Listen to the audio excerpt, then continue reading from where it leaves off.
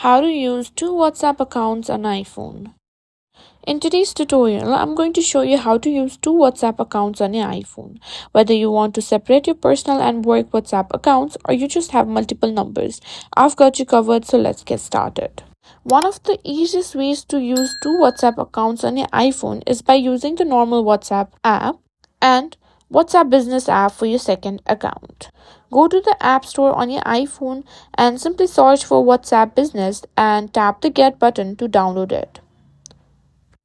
Once downloaded, open the WhatsApp Business app and follow the setup process and enter your second phone number.